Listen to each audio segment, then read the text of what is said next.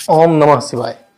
शिव पंचाक्षर में जो मौ शब्द है ये जल को समर्पित है, वाटर को। और हमारे देश भारत में जल लिंगम एक टेम्पल है जो भगवान भोलेनाथ को समर्पित है और ये तमिलनाडु के त्रिची डिस्ट्रिक्ट में लोकेटेड है। तो कहते हैं कि एक बार इससे कुछ जो लीजेंड्स जुड़े हुए दो तीन हम उसकी भी चर्चा करेंगे और फिर इस टेम्पल में जो फेस्टिवल्स होते हैं उसके भी बारे में बात करेंगे और भी कुछ हिस्टोरिकल फैक्ट्स और मैथोलॉजिकल फैक्ट्स को डिस्कस करेंगे। तो कहते हैं एक बार भगवान भोलेनाथ कैलाश पर्वत पर तपस्या कर रहे थे और माँ पार्वती ने उनका एक तरह से उपहास मजाक सा उड़ाया और उनको कहा कि आप तो हमेशा ही जो है सो तपस्या में लीन रहते हैं, तपस्या करते रहते हैं। इस बात से भगवान भोलेनाथ थोड़े अप्रसन्न हो गए और उन्होंने कहा कि जाओ तुम धरती पे कुछ दिन धरती पे जाओ रहो और वहां पर मैं प्रायश्चित करो इस बात का। और माँ पार्वती जो है सो अब धरती पे आई और कहते हैं कि तमिलनाडु के त्रिची डिस्ट्रिक्ट में से एक रिवर कावेरी नदी फ्लो करती है जिसको कि हम ब्रह्मा जी की पुत्री भी कहते हैं।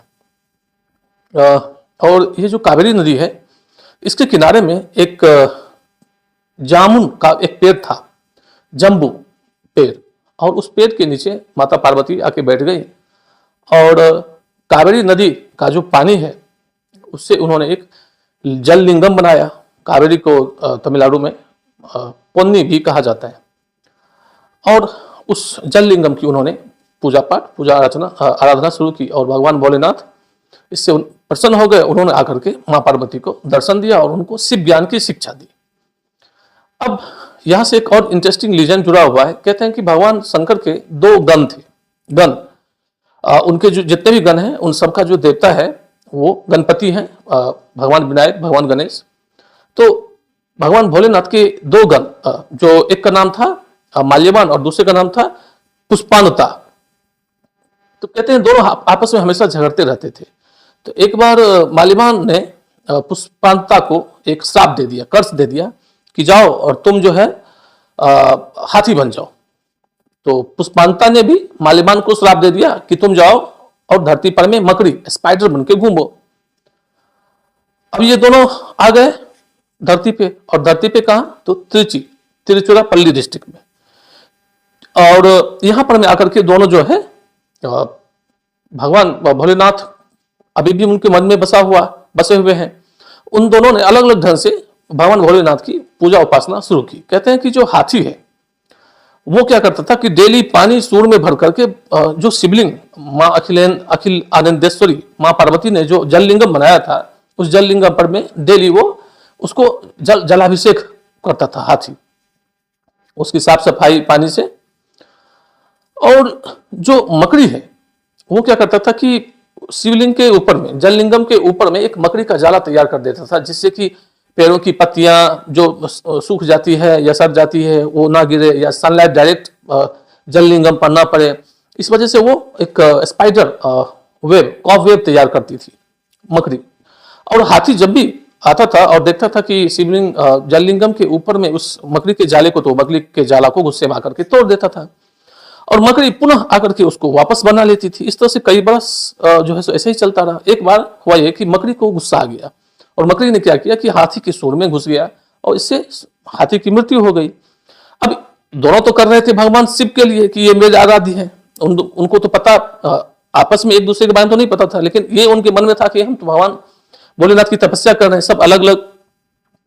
तो अब उनकी डिवोशन से भगवान भोलेनाथ बहुत प्रसन्न हुए और वो धरती पे आए। उन्होंने उन दोनों को श्राप से मुक्त कर दिया। कहते हैं कि ये जो मकड़ी है उसका जो अगला जन्म हुआ तो अगले जन्म में वो एक राजा बना और उसका नाम था कोच्चन गानन चोलन। उसका मतलब होता है रेड आइज किंग या फायरी आइज किंग, लाल आंखों वाला राजा।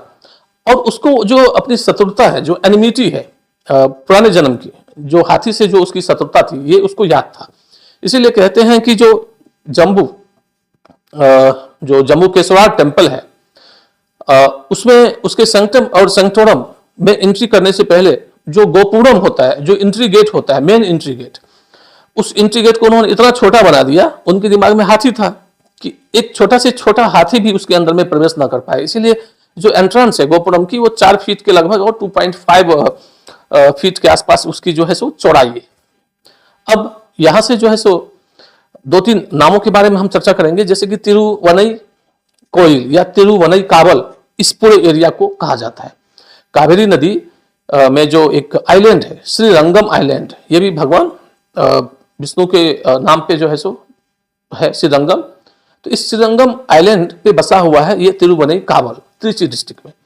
तो तिरु का मतलब होता है सैक्रेड, होली, और अनाई का मतलब होता है एलिफेंट, और वाकु मतलब तिरुवनई कावल या काबो, काबू का मतलब होता है फॉरेस्ट, यानी कि सैक्रेड एलिफेंट फॉरेस्ट या होली एलिफेंट फॉरेस्ट इसको कहा जाता है, कि पवित्र हाथी का जंगल। इसी को हम तिरुवनई काबिल कहते हैं। और इस मंदिर का नाम पड़ा जम्बूकेश्वर टेम्पल। यहां जो लिंगम है वरुण लिंगम, वो तो उसकी तो कहानी हमें पता चल ही गई, क्योंकि मां पार्वती ने जो है सो जल से लिंगम बनाया था, इसीलिए वरुण लिंगम या जल लिंगम कहा गया।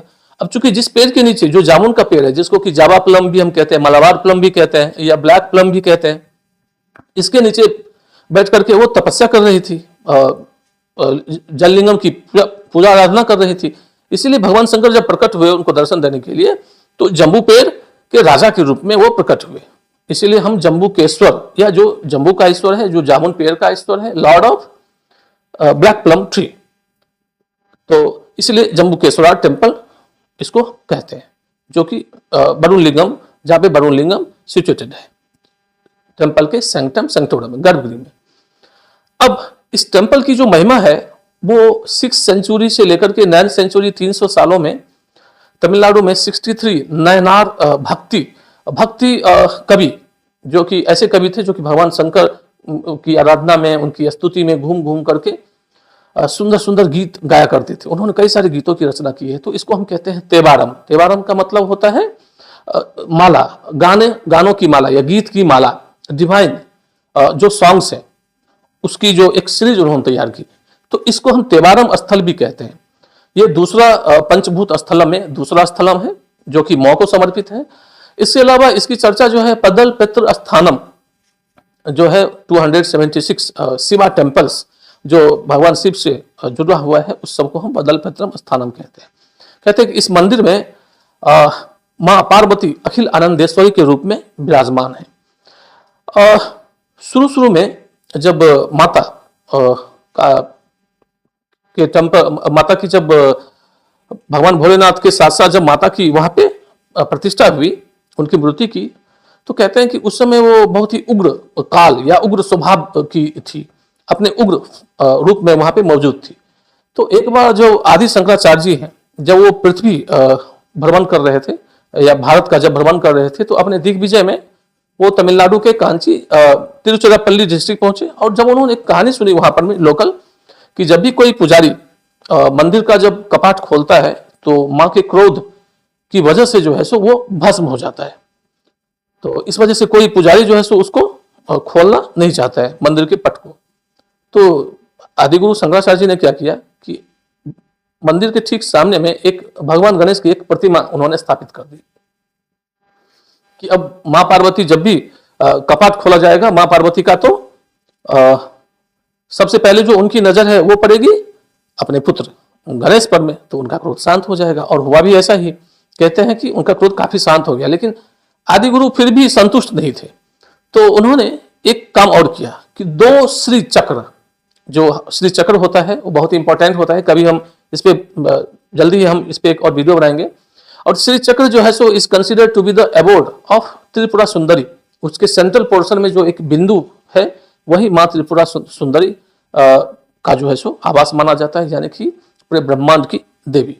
तो उन्होंने श्री चक्र को कान, ईयरिंग होता है ना कर्णफूल जो महिलाएं पहनती है, उसको उसके शेप में, श्री चक्र को ईयरिंग के शेप में गढ़ करके उन्होंने मां पार्वती के दोनों कानों में, ईयर लोब्स में उन्होंने पहना दिया। कहते तभी से मां पार्वती पूरी तरह से सौम्य हो गई। अब जो उनका ये मंदिर है वो अपने सौम्य रूप के लिए, मां पार्वती के सौम्य और शांत रूप के लिए जाना जाता है, जो भक्तों पे बहुत ही ज्यादा स्नेह और प्यार बरसाती है मां के तौर पे। इस मंदिर में कहते हैं कि जो कर्नाटक म्यूजिक है, उसके जो ट्रिनिटी है, जिसमें कि मुथु स्वामी दीक्षितर, त्यागराज और श्याम शास्त्री, ये ट्रिनिटी माने जाते हैं कर्नाटिक म्यूजिक के। तो उसमें मुथु स्वामी दीक्षितर ने कई सारे जो अपने सॉन्ग्स को कंपोज किया इस टेम्पल में। अब चूंकि इस टेम्पल में जो जललिंगम है, वरुण लिंगम, इसकी पूजा माँ पार्वती खुद किया करती थी, तो कहते हैं कि इसका जो पुजारी है, मेन पुजारी, वो आज भी महिलाओं के वस्त्र पहन के, है पुरुष पुजारी लेकिन वो महिलाओं के वस्त्र, ड्रेस पहन के, साड़ी पहन के भगवान भोलेनाथ की आराधना करते हैं। फिर एक काली गाय की पूजा की जाती है और उनका अन्न से अभिषेक किया जाता है, अन्न अभिषेक हम जिसको हम कहते हैं। इस टेम्पल में हर साल एक फेस्टिवल होता है 13 डेज का, नाट्यांजलि फेस्टिवल, जिसमें जितने भी क्लासिकल डांसेस हैं वो सब सारे परफॉर्मेंस यहाँ पे परफॉर्म किए जाते हैं भगवान शिव के ऑनर में। इस टेम्पल में ये टेम्पल एक ट्रेनिंग स्कूल भी चलाती है, जो क्लासिकल जो पाइप इंस्ट्रूमेंट है, कर्नाटक संगीत में काफी इसका यूज किया जाता है, नाद स्वरम कहते हैं इसको। तो इस नाद स्वरम को बजाने की शिक्षा जो है, ट्रेनिंग जो है, ये टेम्पल प्रोवाइड करती है। और इस टेम्पल की खासियत यह है कि अपने आप में एक, इस पूरे त्रिची डिस्ट्रिक्ट में one of the most important और सेक्रेड प्लेस है। और कभी हमारा अगर इधर जाना हो तो हम जरूर जो है सो यहाँ पर में जाएं और वरुण लिंगम का दर्शन करें और भगवान भोलेनाथ की जो है सो आशीर्वाद प्राप्त करें।